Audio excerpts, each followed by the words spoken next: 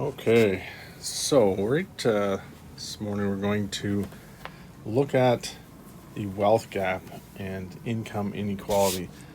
I have a feeling that I misspoke yesterday about what we were doing today, but it doesn't really matter. I'm not going to go through this entire thing with you. What I'm going to do is I'm going to leave it up to you because there's a bunch of videos attached to it and stuff for you to kind of go through.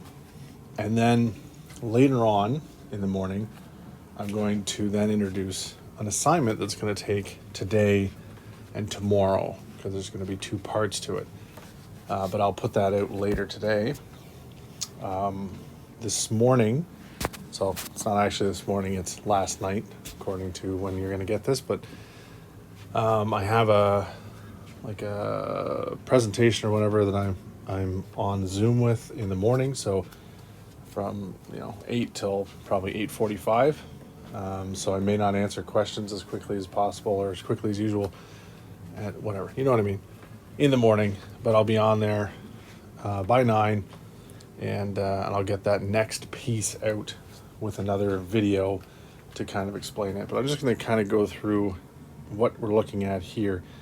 And this is just something I want you to explore as a topic that is something that is it's an economic problem that governments and sometimes private institutions have tried to tackle in different ways. And there are different ideas of how you do that.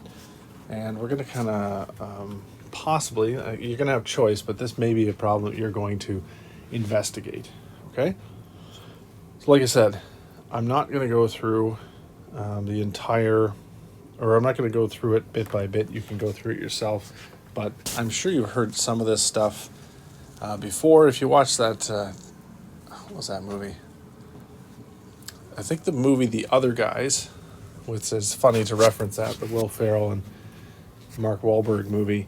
At the end of it, they had a lot of information about Ponzi schemes and about wealth distribution, and it had lots of interesting graphs and infographics and stuff about basically what it's saying here is that the idea of there being a gap between rich and poor, the top 1% is getting farther and farther away from everybody else in multiple countries, and it's in this country as well. I really like this statement, and you read it, and just when you read it, think that this was put in 1958. This is an economist that said this in 1958. And things did not get better by a long shot. All right, so again, you look through there, and there, and there. So this first video, again, I'm not playing it because it'd be ridiculous to watch a video within a video. It's almost like being in the Matrix, I think. Is that the premise of that movie? Just kidding. I don't even know if you guys know that movie since it came out. Did it come out in the 90s? I think it did. Anyway. Just to put it into perspective here, Ed Broadbent used to be the leader of the NDP party, the federal NDP party in the early 90s, I believe, or it was the late 80s. Maybe it was the late 80s. So just to give you a perspective of who that is and why he would be introducing this topic. Okay, again, just going to keep through. So there are parts in here that refer to articles that will be unlocked tomorrow morning. This morning, when you get to watch this video, there'll be these articles to read. This Chrystia Freeland, if you don't know, is our current Deputy Prime Minister. She is currently the Minister of Finance, and she used to be our ambassador in the United States, or at least the trades representative that went and negotiated the updated NAFTA deal. She's also quite an intelligent woman. She wrote a book called Plutocrats, which is basically about rich people running the show, right? That's what a plutocrat or plutocracy is about. You have people with wealth that are running the show. So she's very interesting. Even if you don't, for some reason, don't like her, I don't know at your age why you wouldn't like her already or whatever, but she's very, very good and very bright. Movement. Hey, I can't move. There we go. Okay, more articles to look at.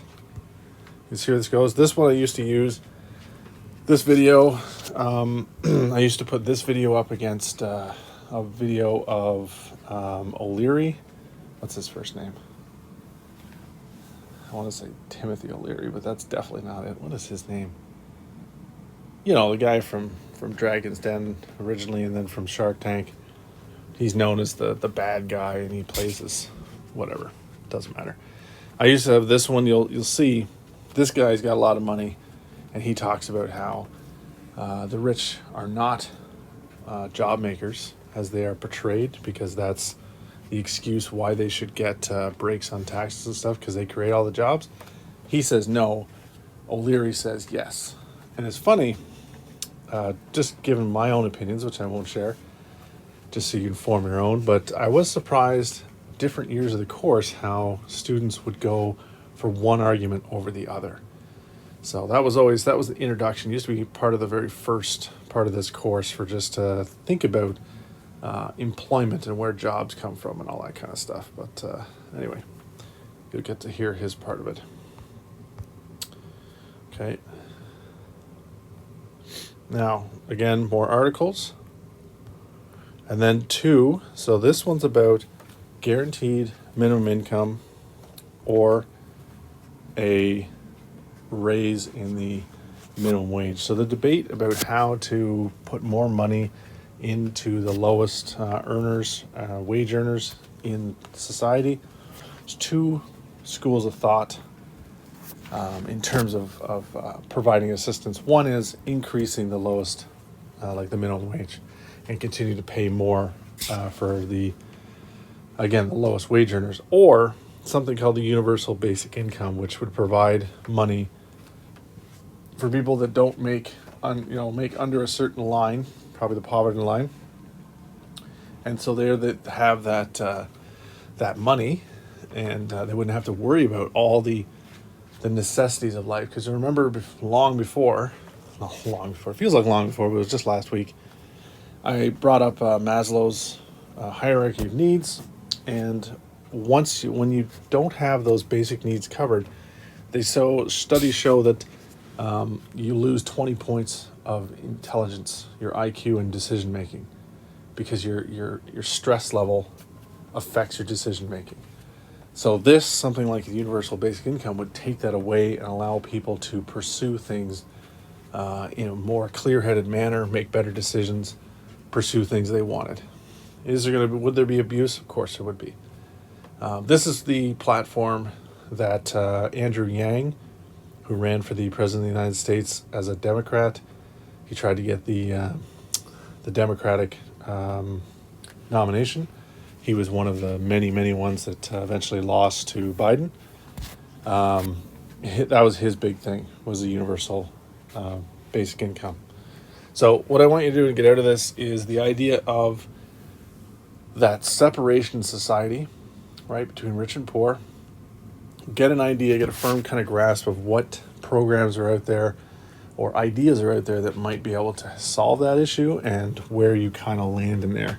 And then, like I said, there will be an assignment that will be coming up later on. I'll be releasing that with another video to go over that stuff.